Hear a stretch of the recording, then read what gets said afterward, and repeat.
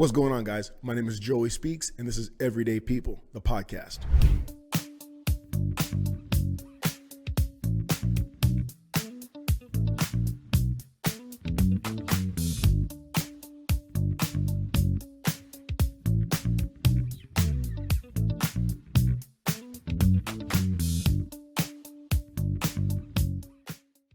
All right, guys, so we are back with another solo episode, just you and me, baby. So this is going to be me kind of catching you up, getting you up to speed with the way that I grew up, some of the things that I did, some of the people I hung out with, talking about my mom, my stepdad, my brother, my sister, my best friend, the little league I played at. We're going to talk a little bit about everything about those subjects right there.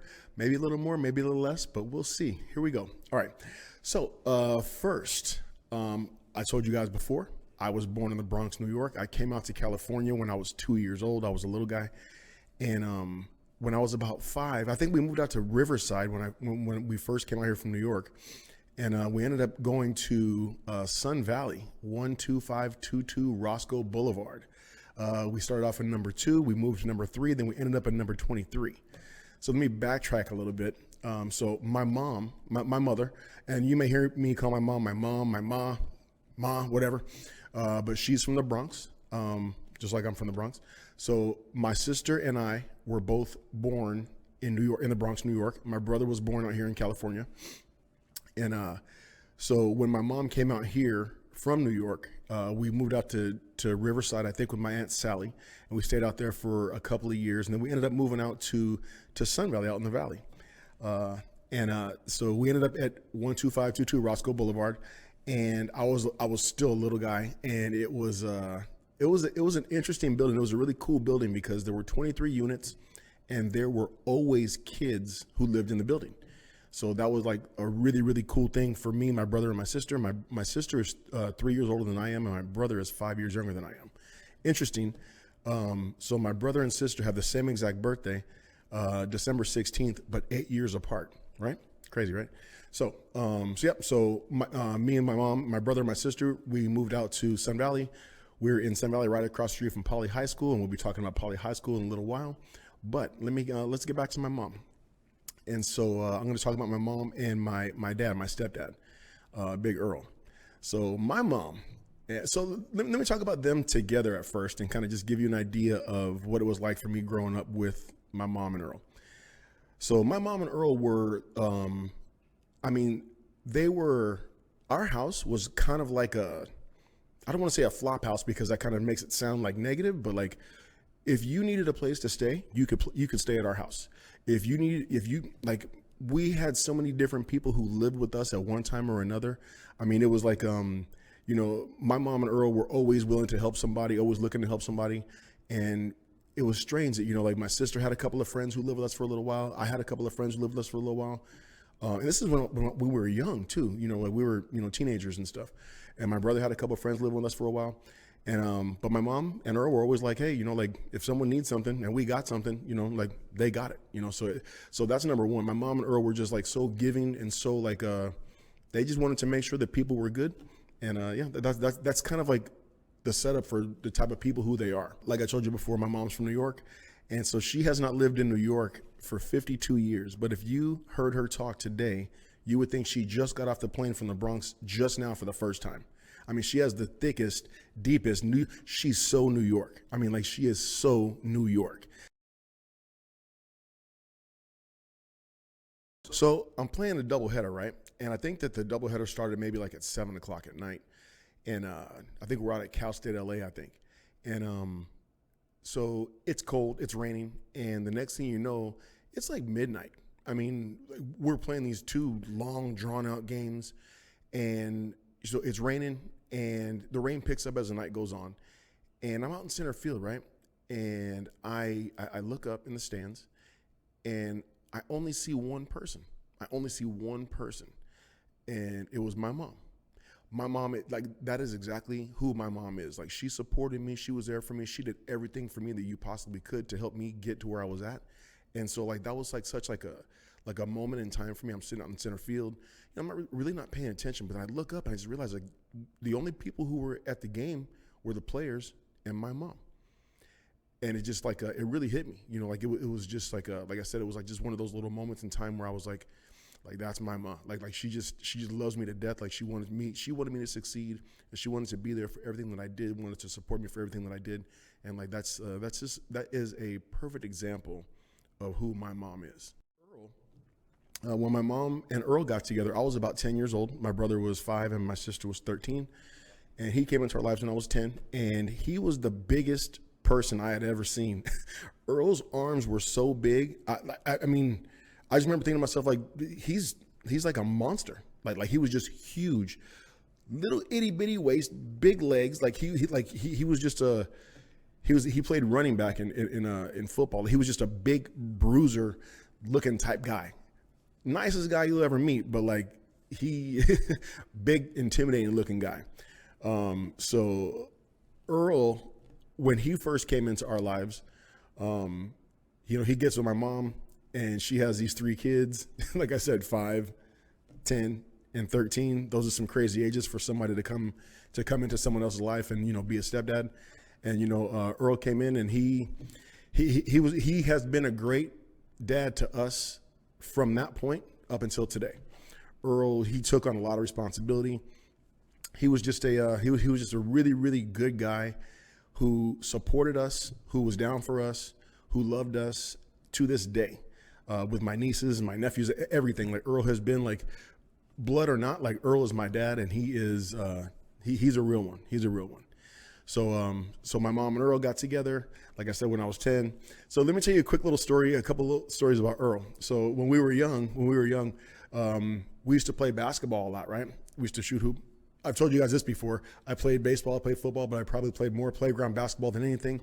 And a lot of times Earl was playing with us. And Earl wasn't no joke. I think that he used to think he was Magic Johnson. He would do like no look passes, and he was funny, man. He was pretty good too. He was pretty good, but he talked so much crap, and he would let you know when he would give it to you. It was pretty funny. If you ever played ball with us, like, you know what I'm talking about. If you didn't play ball with us, I know you may not be able to get the full picture from what I'm saying, but man, Earl was a character. So this is the kind of character he is. He is and was. When I was real young, there was the first gym.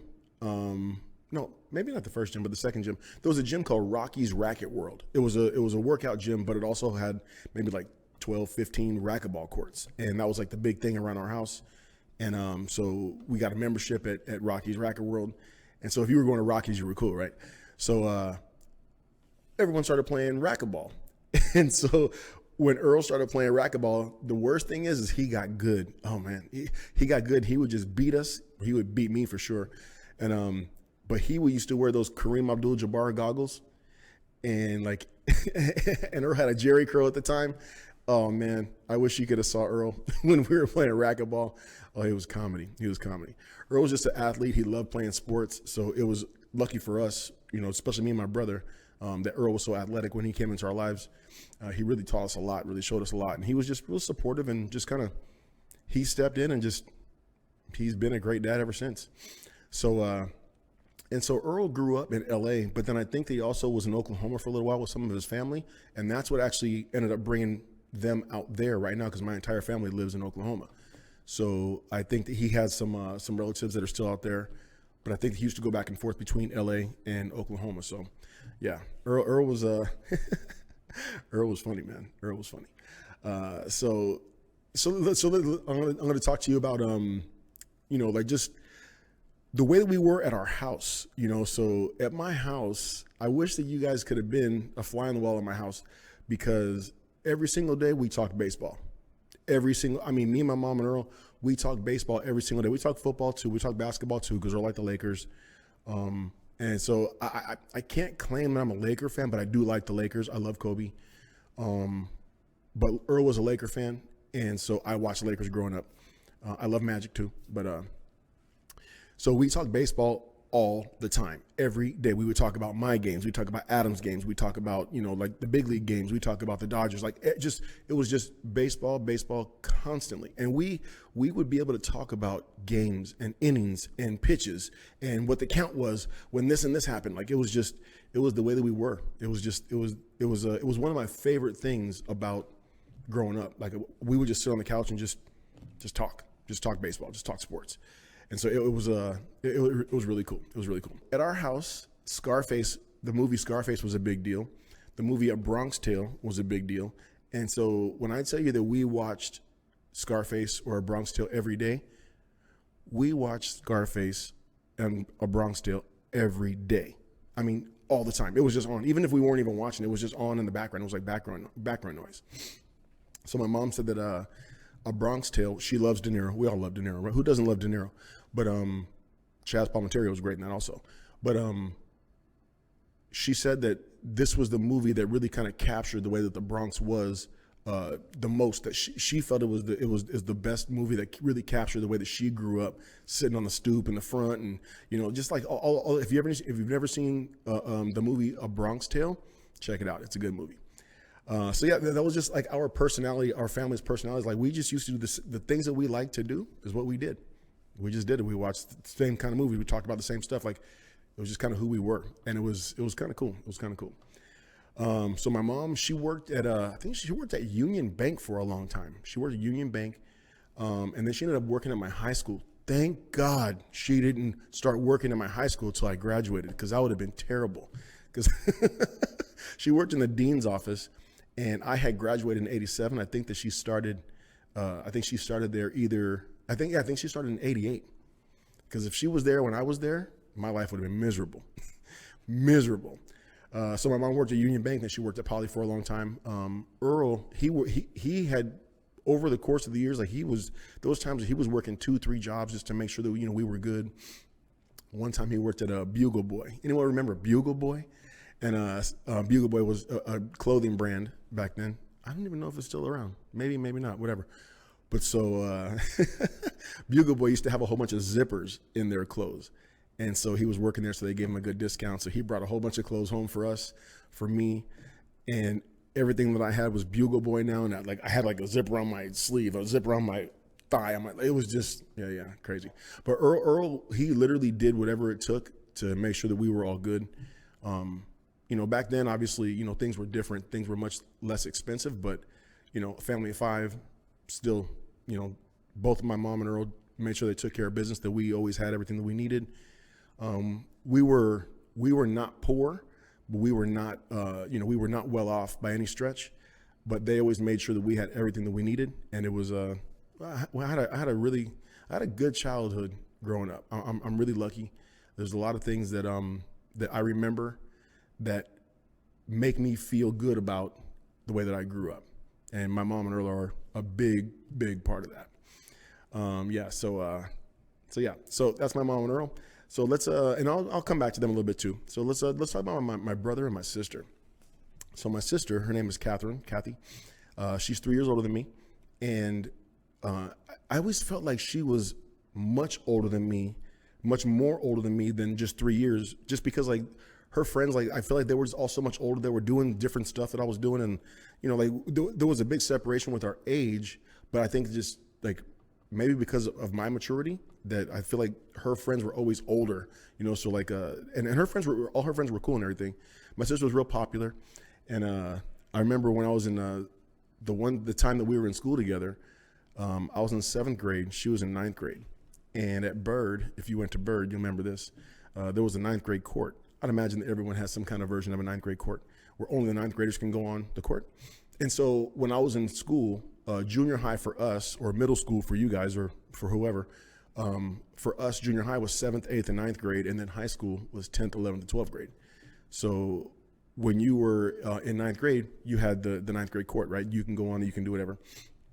But if you were in 7th or 8th grade and you got caught in the 9th grade court, they'd get you.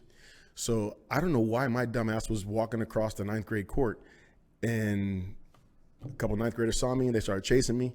They got me. They lumped me up a little bit. They threw me in the trash can, rolled me down, rolled me a little bit, lumped me up a little bit more.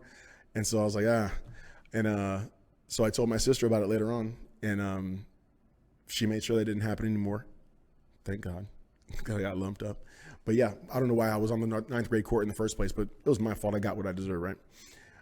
Another thing about my sister, so one day in our building, the way that our building was set up, it was like a big rectangle, right? And in the front was our apartment, and then in the back, my apartment in the apartment building was literally in the front of the building, but then in the back was like the washer and dryer and the trash and all that kind of crap. That's where we actually used to play a lot of sports in the alley and stuff like that. So I'm out in the back doing something, I don't know, and I end up and I'm in the washroom, right? I'm in the wash house, and I don't even remember how I got there or how I'm getting my butt kicked, but this fool named Billy Poole from the building next door is just working me over in the washer and dryer room. I mean, like, he's beating me up. I'm over here just like just covering up. He's like bop, bop, bop. And I have no idea how my sister found out, but she literally comes in while he's beating me up, and my sister whooped Billy Poole's ass. Oh my God. I mean, like, she was like, bam, bam, like just dropping hammers on him. And she broke her pinky, hitting him on the head. And Billy, so I was about 10 or 11. I think Billy Poole was like 14. And he was older than her. And my sister worked him over, and Billy Poole never messed with me again. I don't even remember why he was beating me up, but he was beating me up something good though. And Catherine came in like a superhero, came in and just lumped him up, broke her. She had a boxer's fracture, so she thought she was all cool. But yeah, I remember that like it was yesterday. It was a trip. My sister was actually she was really athletic when we were young. She was really athletic when we were young. She just didn't like playing sports. But I remember one time we raced, and she just smoked me. Like, just smoked me. Yeah, I was like, yeah, I'm not racing her anymore. Anyway, Catherine she was real pretty. She was real popular in school. She looked out for us, for me and my brother. And like I said, my brother and my sister's birthday is the same exact day, just 8 years apart. So that's kind of weird. And then so let's talk about my brother Adam.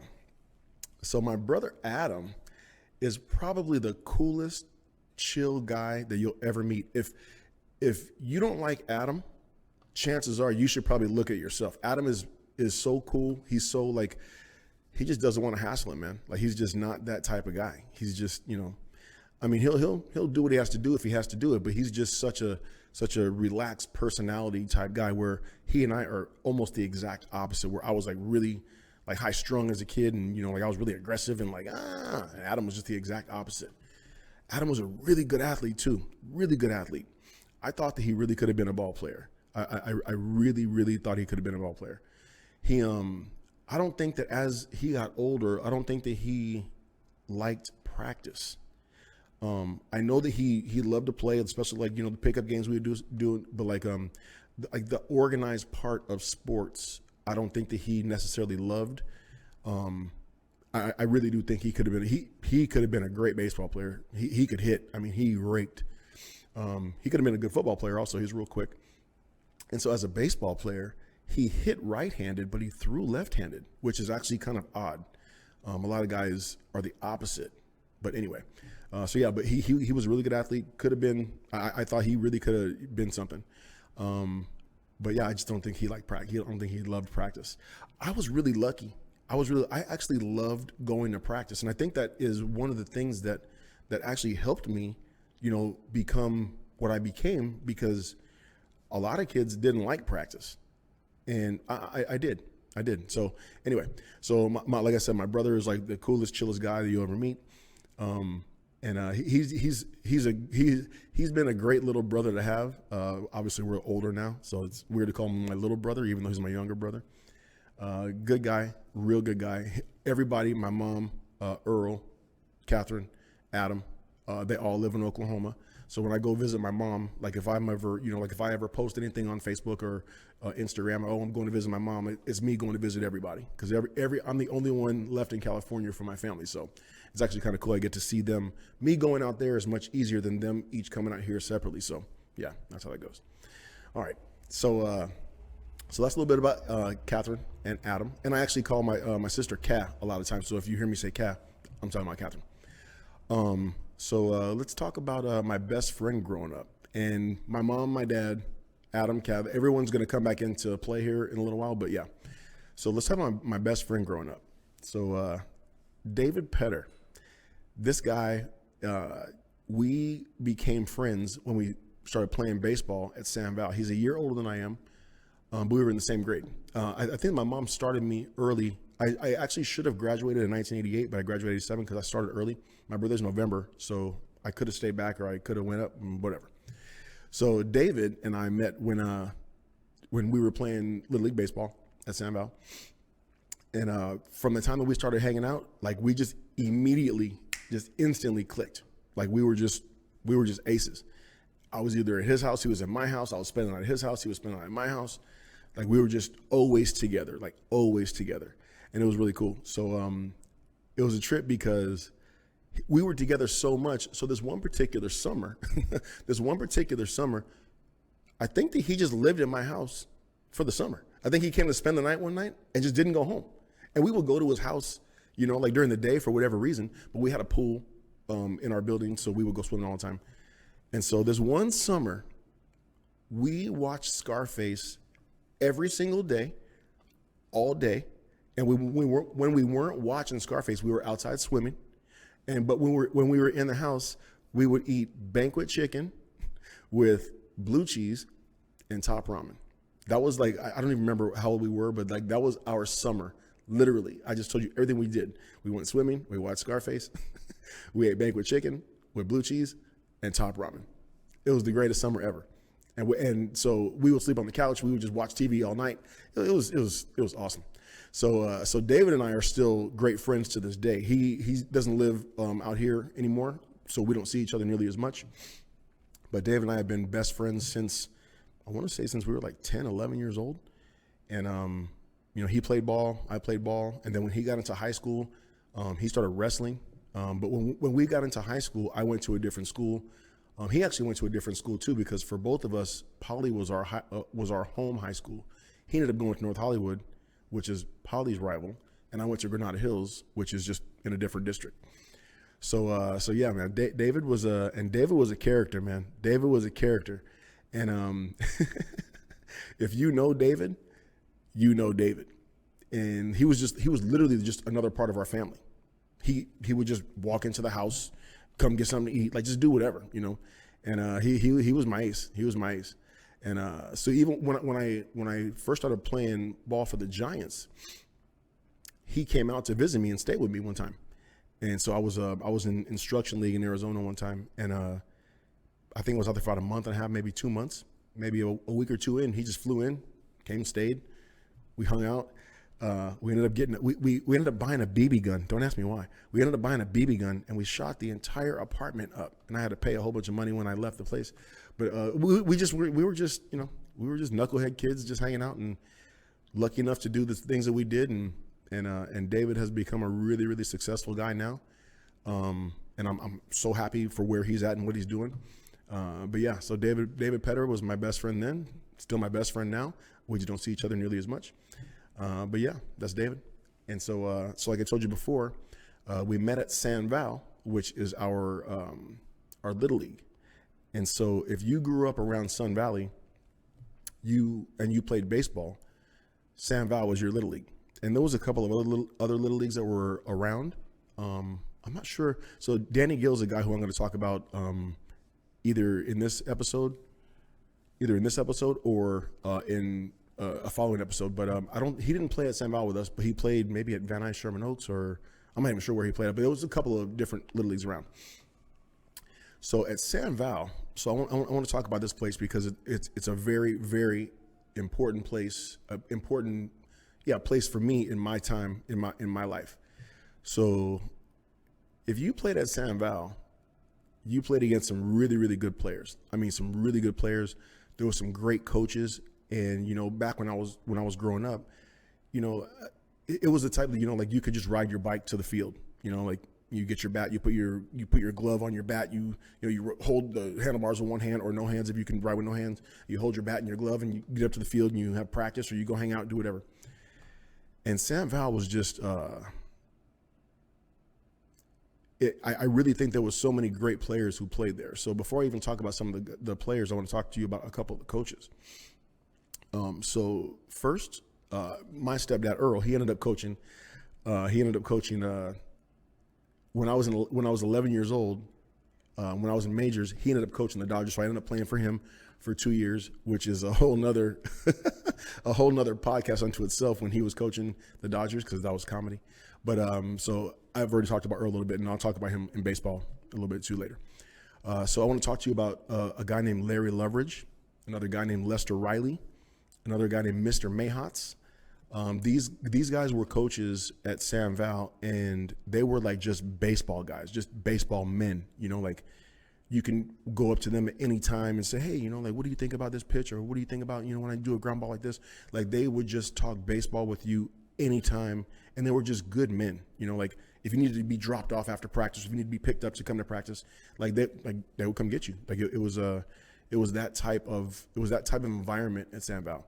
Really competitive on the field, but we were all like a big family outside the field. So Larry Leverage and Lester Riley, unfortunately they have passed away. They were just great men. Lester lived literally right across the street from Sam Val, so he was at the park all the time, and you could just go to Lester's house and just ask him for a bucket of balls so you can go take some BP. Great guy. Larry was probably up at the field as much as anybody. Like, and he had this truck. I want to say it was kind of like a Sanford and Son truck, but I'm not sure. But I know it was just he said like an old truck, and he was just always at the field. And he was a super strategist. He was always trying to just game, you know, how can we get this guy? Where can we pitch this guy? Like even much more detailed back then than typical. Great coach, great man. Mr. Mayhatz, he was the coach of the Tigers in majors, and I remember him just being like this big, strong man, like just like real solid looking guy, and he was just kind of quiet, but super nice, but just baseball, and everyone wanted to play for the Tigers. I didn't get a chance to play for the Tigers. Everyone wanted to play for the Tigers, and it was just cool to just kind of be in that environment with great coaches, great players, great games, and it was Sam Val was awesome. So I'm going to take a quick little break here, and when we come back, I'm going to pick up a little bit of Sam Val, and I have a couple other things to talk about, and we'll go from there. I'll see you on the other side. And we're back. All right, so I left off at Sam Val with Larry Leverage, Lester Riley, Mr. Mayhatz. So I want to talk to you about some of the players who were at Sam Val and the way that Sam Val really influenced my athletic career, and this one particular kid who really influenced me a lot. So in Little League Baseball, so where I played at, when you were 8 or younger, I think it was called Farm, where they played. Like it was like the little guys field. It was little guys field, and so it's just the little guys, right? And then when you're 9 and 10 years old, it was called minors. When my son played, when he was young, minors for me was coast for him, so that might help you a little bit. And then when you're 10, 11, and 12, so 9 and 10 could be minors, but if you're really good at 10, you could be in the majors. And then when you're 10, 11, and 12, it's majors. That's, you know, majors in Little League is what you see in the Little League World Series on TV. So when I was 10, I was playing majors, and I played for the Cardinals. And I played for a guy named Lee Senegal, really good coach, really good guy. And he had a son named Donald. And so Donald was a great player. And so I'm going to kind of jump around a little bit about Donald real fast, but I want to tell you how Donald influenced me. So he was a year older than me and good player. And we were on the same team, and we had a good season that year. But when I was a little bit older, I'm not sure if I was still in majors or if it was my first year of seniors. So one of the coaches, Jim Acosta, he was my manager when I was 13 playing for seniors. I was playing for the Redlegs. And he says, he goes, "Do you know who the most feared player at Sam Val is?" Do you know the most feared player at Sam Val is? And so in my mind, I'm thinking, I don't know. you know, could be one of 10 guys. Mike Medina, Johnny Lopez, Tommy Dotson. I mean, like Donald Senegal, could be me, could be one of a bunch of guys. We had some ballers. Omar Rangel, Oscar Rocha, could have been anybody, right? Mike Boyette. And so he says the most feared player at Sam Val is Donald Senegal. And I was like, all right, yeah, I mean, that's fair. I mean, so this guy, Donald, could do everything. He was an infielder, super good glove, good arm, quick turn for a double play, leadoff hitter, great bunter. He could place bunt. He can push a bunt down the first base line. He could drag a bunt down the third base line. He's a right-handed hitter too. Great contact hitter. He literally could just do everything. Stole bases, like when people used to steal bases, even though they started stealing bases again this year, finally. But yeah, he could just do everything. And I was like, yeah, okay. Yeah, I think that's fair, you know.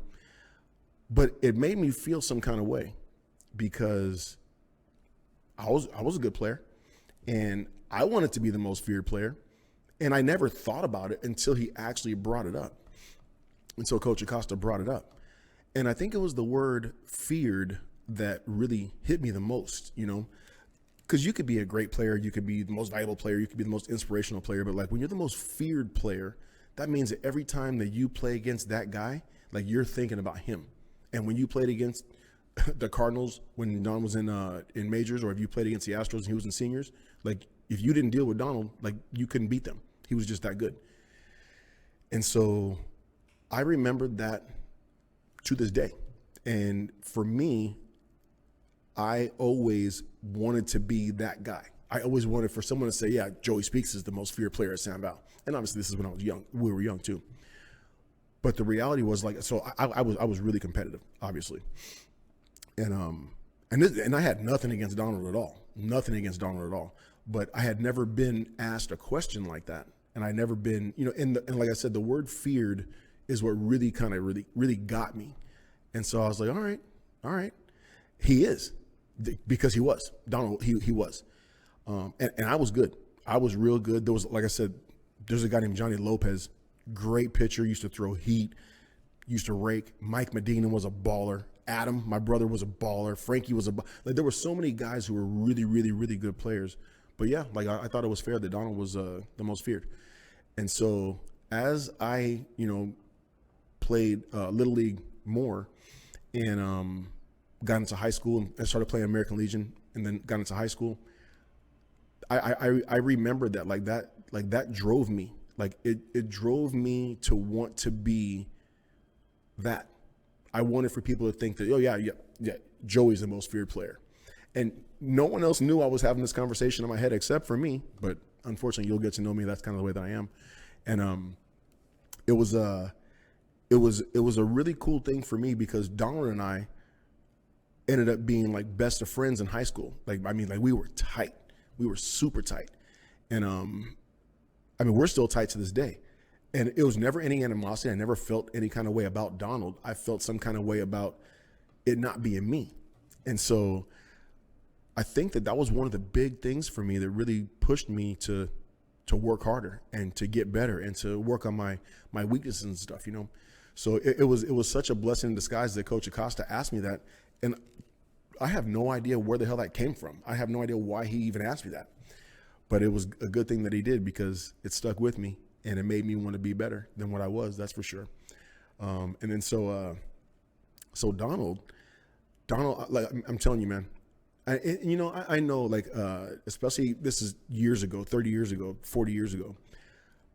But the way that I remember things is just, I wish that you guys could have been there to see how good this group of kids were playing baseball. I mean, my high school team, my little league, like everything. And Donald was like the cream of the crop.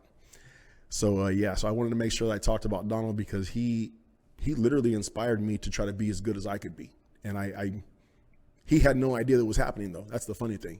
But I couldn't thank him enough for being as great as he was when we were that young. Anyway, so yeah, Donald, I love you, man. So there's another kid I wanted to talk about real quick. So two kids actually. I'm talking about my brother a little bit and then his partner. So Adam, Adam was a baller. I mean, Adam, he was so good in Little League, and I mean, he raked. I mean, he could hit, and he was just like a hustler. Like he was just like he just went all out all the time. And so San Val was such a cool place to play Little League because it was so good that if you didn't have a game, you would go up just to watch the other games. And it didn't matter if it was Adam playing, Adam or Frankie playing in farm when they were like 5, 6, 7, 8 years old. It didn't matter if it was Tiffany Riley killing them in girls softball. She was a pitcher and just she raked. Like it was just, I mean, like there was somebody great at every level. And so like if I didn't have a game, but I knew that there were games going on Tuesday. Let's say if our schedule for that week was I played Thursday and Saturday, I'd definitely be up there on Tuesday and be chasing foul balls. You get a foul ball, you bring it back to the press box, they give you a ticket for 25 cents. You go to the snack bar, you get 2, 3 tickets, you get chili fries. It's the whole thing. Chili fries were the bomb. The nachos and chili fries at San Val. So, yeah, that brought me back real fast. So just San Val was just such a competitive place to play, but it was just such a good place to grow up. You know, like I lived maybe a couple of blocks from San Val. I could ride my bike, be there in 5 minutes, and I didn't even have to ride on the street. I could just ride through the alley and get up there. Yeah. So Adam, and there was a kid named Frankie Medina. So Frankie Medina and Adam were like, they were like must-see TV when they were the little guys, before they got to minors and stuff.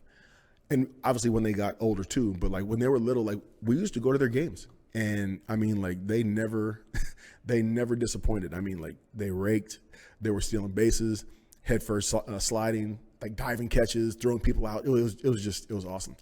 So Adam was just an all-around ball player. He was all-around player. Frankie Medina was an all-around ball player, and it was just really cool to go watch them play. So I one of the things I want to talk about with me, Adam, and Earl was that, so when Earl came into our lives when I was 10, Adam's 5, Earl was totally into baseball. And so he would take us across the street to Poly, and we would play this game called Strikeouts. I firmly believe that this is what made me a great hitter and what made Adam a great hitter. So I do believe this. I think that God gave me and my brother God-given talent to swing the bat. I do believe that. But we both loved to play and work at it, especially when we were, really young like that, So Earl went and bought these, they weren't hard balls. They weren't like a regular baseball. They weren't hard balls. They weren't tennis balls. They were kind of like right in between. They were like these hard silver softballs, but they were baseball size. And so just so you know, in Little League, up until majors, the mound is 45 feet away from the plate. When you get to seniors, and then every other level after majors, up to the big leagues, like to the Dodgers, Yankees, whatever, it's 60 feet 6 inches. Okay, so we will play this game strikeout. So the game went like this: so one hitter, one pitcher, one fielder, and the pitcher was maybe 30 feet away, if that. And just throwing as hard as you could. You can throw fastballs, you could throw curveballs, you could throw changeups, knuckleballs. Didn't matter. Like the game, the goal of the game was to try to strike the kid out, try to strike each other out. And so Earl would fire us up. He would throw it behind us. He would throw it at us. He would throw a strike every once in a while, and when he did, we'd rake him. But I really think that being able to hit fast pitching from such a close distance at such a young age, but then also being able to stay back and hit a curveball or some kind of off-speed pitch in that game, I feel like it 100% made me be able to track the ball better when I started playing, when I was playing Little League in high school and American Legion, then, playing a little bit of pro ball. So strikeouts, I think, is what made me the hitter that I was. Adam also. But it was fun. I mean, it was fun. And I would take my friends out there. It was never as fun with everybody else, compared to just me, Adam, and Earl, because, we would, talk shit to each other on the way back home. And then we'd get home and we'd be playing Atari. We play M Network football. And while Earl's beating me or I'm beating Earl, we'd talk shit to each other about, who struck who out. And it was awesome. So strikeouts for me, it was it was a big deal for the hitter that I ended up being. Same thing with Adam. So yeah. So that's a little bit about Sam Val, a little bit about some of the things that we used to do. And so like I told you before, we used to live like literally across the street from Poly and Poly High School. And so we would be up there shooting hoop all the time. I mean, all the time. And I always prided myself on, because I was a decent basketball player, but I was a really good defender. I was a streaky shooter. So if I got hot, like I'd light you up. But if I wasn't hot, I would know it quickly, and my defense would really, I always played hard defense, and people didn't like to play against me because I would play hard defense. When in pickup games, you know, like everyone doesn't play hard defense all the time. So, but I really do think that playing 3 sports made me a great athlete because my body had to adjust to that sport at that time. But then the next time I would play something else, I still had what I did athletically from the sport before that I would take into the other sport. So I think that playing as much basketball as I did really, really made my feet good, made my hips good, made my first step good. And it just helped me be a really good baseball player and football player. And so I wouldn't even compare how good of a football player I was to a baseball player. I was definitely, baseball was my number 1, football was my number 2, and basketball I just loved to play, you know, pickup games. I never played organized basketball. I played one time at Fernando's Park, and I hated it. The referees would call stupid fouls, and I'd be like, what are you blowing the whistle for? You know, in the pickup game, you just say foul, or you say, no, a ball, or whatever, you know, so totally different game. So anyway, so that was Sam Val. That was some of the guys at Sam Val. And there's so many guys I could talk about. I just, you know, I want to make sure I talk about a few specific guys, a few specific coaches, and the influence they had on me. So yeah, I want to make sure I covered them. So when I got done playing my 13-year-old year in Little League, so it's 13, 14, 15, and then typically you go to high school after that. I was a year early, so I went to high school when I was 14. So I played my 13-year-old year in Little League in seniors on the Red Legs. Had a really good season. Broke my thumb catching. Johnny Lopez threw a low inside fastball, and I caught it incorrectly. I tried to catch it like this, and the ball hit me and broke my thumb here, as opposed to turning my glove over. Anyway, so that ended my season. And then so once I healed up, I started playing what's called American Legion. And so for us, for people my age, American Legion is the equivalent today of travel ball, okay? And so, but Legion was older kids. It was high school and even some kids who were in college. And so I was 13, turning 14, and I started playing for an American Legion team because my mom and Earl wanted me to go to a different high school than Poly. So so Earl ended up meeting the coach for a school called Birmingham out in the Valley, and it was Coach Sink. And he said, hey, you know, my son plays, and, you know, he's this, he's that, whatever. So they kind of gave me a little tryout, and I did really well, and they put me on their team, and it was awesome. It was awesome. I was so young. I mean, I was literally 13, and I turned 14. These kids were 16, 17, 18, 19. And I played, and I did really well. I played shortstop. So here's the thing. I could always hit, and I could always field. But, man, my arm was crazy. My arm was so wild. I was an outfielder, but I started playing shortstop. And I could not control my throw to first base. So I would make so many errors throwing the ball as opposed to, you know, fielding it. But when I started playing Legion and I'm going against these guys and they're throwing hard. I mean, they're throwing hard. And I could hit. I did not feel overwhelmed. I did not feel overmatched. And I was like, okay, like I can play. Like that was the time when I started playing Legion that I knew I could play. And it was a really big deal because I feel like that's what gave me the confidence to be who I was and to do the things that I did. So playing up like that, being 13, 14, playing with, you know, 16, 17, 18-year-olds was a really, really big deal. So it didn't end up working out for me to go to Birmingham. So my mom and Earl looked for another place for me to go to. And, you know, I'm not sure how come they didn't want me to go to Poly at the beginning, to be honest with you. I think that Poly had gotten to the city championship a few years before I was going to go there, but I'm not even sure why they wanted me to go somewhere else. Anyway, so we decided on Granada Hills High School. So Granada Hills High School was about 25 miles from my house. It was like an athlete factory where, like, if you could play at Granada, you would get looked at for scholarships and possibly getting drafted to the pros in baseball. And so, like, if you were good at Granada, like, people were looking at you. Like, Granada they played Kennedy and San Fernando, and if you know the Valley, there's ballers at Kennedy and San Fernando, and Granada was in that league. And so I went to Granada Hills, and it was a culture shock. It was pretty much a predominantly white school. Check this out. I was able to go to Granada Hills on what's called an ethnic transfer. So they had not started busing kids into Granada Hills yet.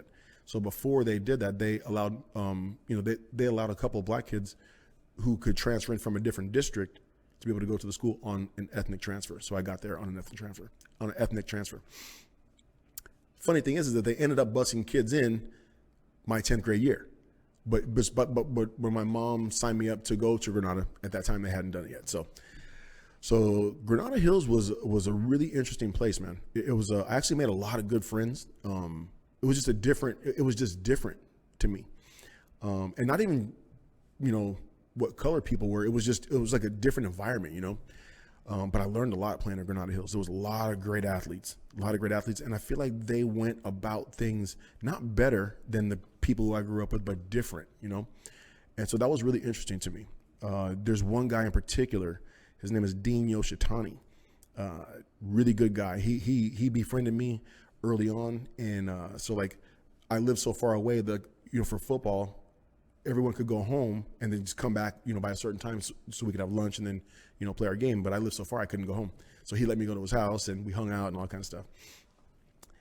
Dean would actually make us do our homework. I was like, I don't want to do my homework anyway. But yeah, so Granada was a really, really educational place for me as far as sports goes, because I learned the way that they did it. And I don't think it was better or worse, but it was just different. And it was a good eye opener for me. So I went there to play baseball. I went there to play football. And so the coach who was there, his name is Coach Stroh. So Coach Stroh I think he's probably one of the greatest coaches who's ever coached football and baseball in the Valley. And I mean, he coached John Elway. There was a lot of guys he coached, and just Granada Hills was always a factor in baseball and football. A lot of the reason was because of him. He was a disciplinarian. He was real tough to play for. He didn't like me that much. I have no idea why. I'm such a great guy. No, he didn't like me so much, but he liked me enough to know that I was a good athlete and that he needed me, and he played me. But our relationship was never good.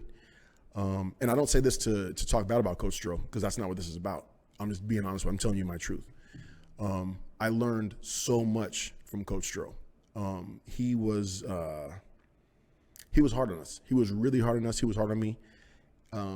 He actually gave us some papers that he gave us like some sayings, and I think it was like 8 or 9 different sayings he gave us. And this one particular one, I remember it to this day. And I actually kind of live by it for myself, not for anybody else, but for me.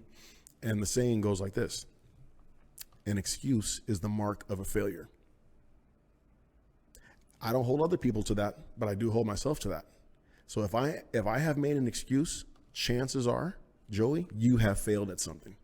And so like it's a really big it's tough to deal with that to yourself, because you can lie to yourself. But he was the type of coach that, like, he wasn't going for none of that. If you're making excuses, he doesn't want to hear it. He just wants you to get better. So he was that type of coach. But man, like, this guy was so fundamental. He taught me so much. I had natural ability and a lot of the things that Earl taught me, but then he just went about it differently. He taught me how to use my body a little bit different. Taught me how to use my mind to use my body a little bit different. And for regardless of how our relationship was, like, I have always had a special place for Coach Stroh. Not that we liked each other so much, but I acknowledge that he really taught me a lot. So Granada Hills was the first place when I went to high school. I played football in 10th grade, baseball in 10th grade. Then I played football in 11th grade, and then I transferred over to Poly after my 11th grade. After my halfway through my 11th grade season. So it was an interesting time going through Granada Hills. I thought things could have been and should have been a little bit different, but they weren't. Like I said, I learned a lot. I played B's in football in 10th grade, which would be JV for today. And I played JV in baseball, which I was pissed about. I'm still pissed about. No, I'm not. I was really pissed about playing JV in 10th grade. And then I played varsity football in 11th grade. And I had some really good seasons playing at Granada Hills. Like I said, I learned a lot, played against a lot of good players. And it was a really good learning experience. One of the things that Coach Stroh did to us before football games that it used to drive me nuts, but I learned to love it. So when I played football, I had not played tackle football. I played tackle football one time when I was 9 years old. I was playing Gremlins. My helmet and my head was like this big, and my body was like this big. I was like a bobblehead, like a jack-in-the-box. And so I only played tackle football one time. My mom didn't want me to play football because she knew I was a baseball player.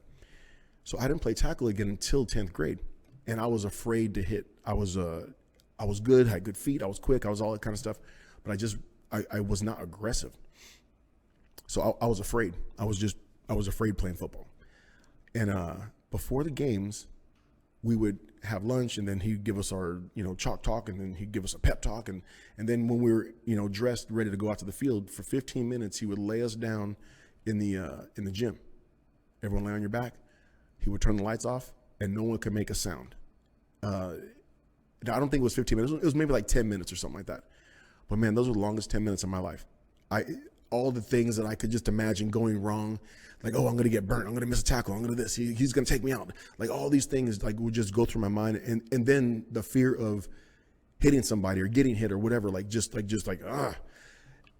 And then I learned to love it because maybe in the fourth or fifth game, I had a really good hit. I actually got hit. I had a really good hit. And then I started to feel like, okay, I didn't die. I can take it. And I started to get a little more comfortable. And then so by the time the season was over, I learned to love that dark time before the game. And I was really able to kind of focus in on what I wanted to do. And so it was just little things like that that he used to do with us. And just the way that he approached the mental game for the physical game. It was really cool. So after my football season in 11th grade, I transferred back over to Poly. And so the baseball season was up. And wouldn't you know it, we ended up making it to the semifinals, so did Granada Hills. And that was the game to go to the championship at Dodger Stadium. Granada Hills beats us.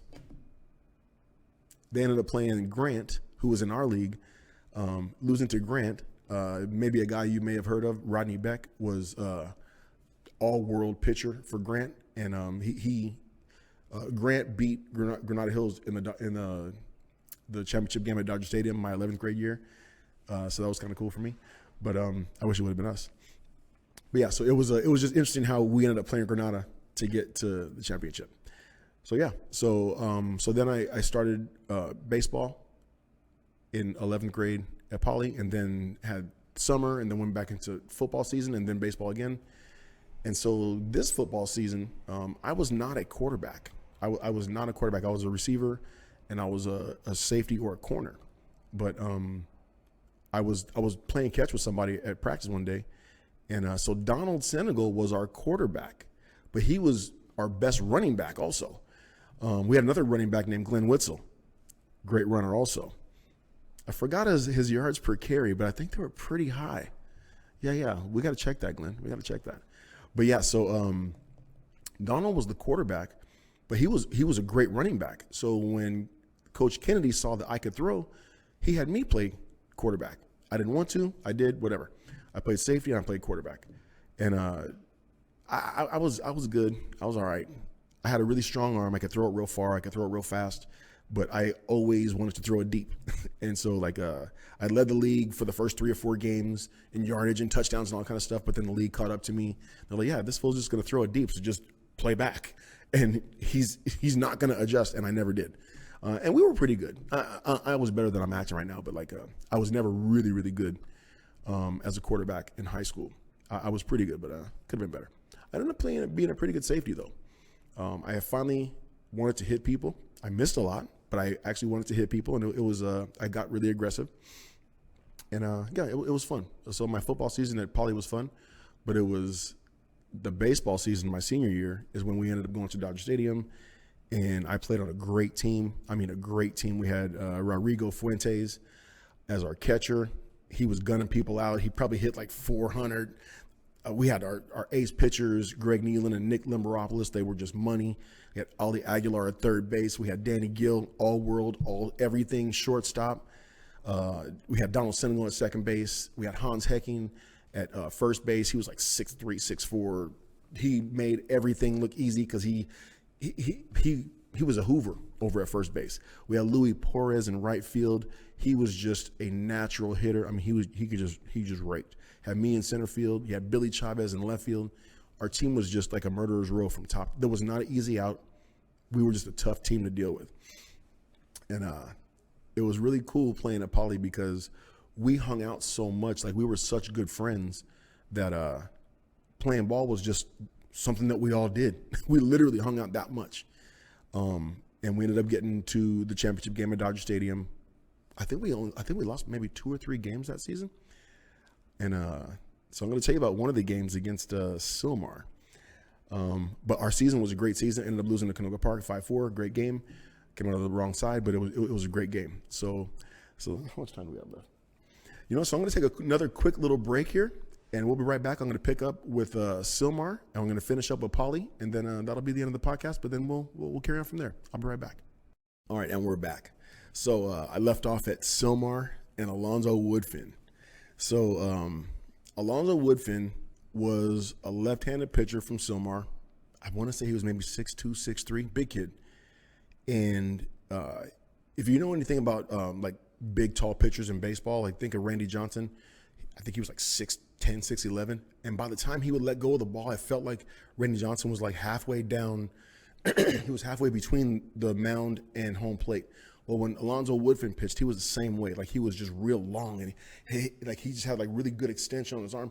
And so anyway, he threw low 90s, good breaking ball. He was a great pitcher. So Silmar, another great player at Silmar, Sean Fontenot, my brother from another mother. This guy was a baller in center field. He was a baller in center field. And he and I still talk to this day just about some of the things we used to do. Anyway, Sean, what's up, man? So we're playing Silmar at Poly, right? No. We're playing Silmar at Silmar, and I'm the leadoff hitter, and it's the big game. I don't know if they're undefeated or we're undefeated, but it's like a undefeated against undefeated or a one loss against one loss. We were the 2 teams to beat, right, in the East Valley League, and so Alonzo Woodfin throws the first pitch, 90-something, over my head, behind my head. And I, obviously I get out of the way, I hit the dirt, and he just kind of looked at me, I let me know, like kind of welcome to Silmar, and he struck me out 3 times that game. I struck out 5 times the entire season, my senior year. He struck me out 3 times that game. He had my number. He had mine, man. Lonzo. But the games against Silmar were real tough games. Those were tough guys at Silmar, real tough guys. Even there was another guy for Silmar's football team named Sean Hampton, who was a baller guy's running back. Anyway, getting back to baseball. So we're playing Silmar. Alonzo Woodfin strikes me out 3 times. Oh, man. And so they beat us, right? And then so we ended up playing them again at Poly. And so maybe a few years ago, I had actually messaged Alonzo on Facebook or something, and we start talking. We're just reminiscing and everything. And I was telling him, I was like, man, like you had me like da da da. He was like, what's funny, man? He says, when I think about that, he says, I think about the line drive that you hit back at me. And so like that's the way that it doesn't matter how good or bad, it doesn't matter how great or not great you were, you always remember the guys who were like your real good competition. You remember the guys who made you have to work or made you have to, like think differently or whatever. And Alonzo Woodfin was that guy for me when I was in 12th grade at Poly. And it was cool for us to talk, and we just kind of just caught up a little bit, and it was just like a nice little reminiscent thing right there. So yeah, but Poly was just we were just a machine. I mean, a literal machine. And so we used to practice. We used to have practice for 3-4 hours. Like let's just call it 3 hours just for the sake of argument. Let's say of the 3 hours, we might do infield practice, maybe like ground balls and fly balls and cutoff man and all that kind of stuff for maybe 15, 20 minutes. And then we would just hit. I mean, we would just hit. We would get the pitching machine. You hold the ball up here, put it in the wheels, hit it. I mean, like we just hit. Our coach, Coach Cord, I think that he was smart enough to know who we were, the personality of our team. And then at the end of the season, when we had our banquet and he was giving all the awards out and stuff, he said that, this is him talking now. He said, I was smart enough to know that I would just put these guys where they needed to be, and I would just back up and just watch them be great. And it was a really cool thing to hear, especially, as a 12th grader, that, we were just a great team. We policed ourselves. It was cool. It was real cool. If you were a part of the team, or if you were able to see our games or go to Dodger Stadium, whatever, like I know that you know what I'm talking about. But I definitely like to talk about this stuff because, a lot of the people who see these videos, they remember this and we talk about it, and it's real cool. It's real cool. All right, guys. So I'm going to leave off here. There is some more stuff I still have to talk about. This is my second solo episode so far. There will be some more episodes with some guests, but then in a couple more episodes, I will do another solo one, and I'll just kind of pick up where I left off, just catching you up to speed, and we'll go from there. So, guys, I am loving doing this podcast. I have learned a lot about the guests I've had on. Like, they're my friends and they're my clients, but I'm learning so much about them, that maybe I didn't know, and it's really kind of cool. So, but I'm also, like I told you in the very first episode, I want this to be a chance for you to get to know me better, me to get to know you better, us to just kind of just hang a little bit, So I'm having a great time. I hope you guys are enjoying this podcast because I love it. All right, guys, I will see you in the next show.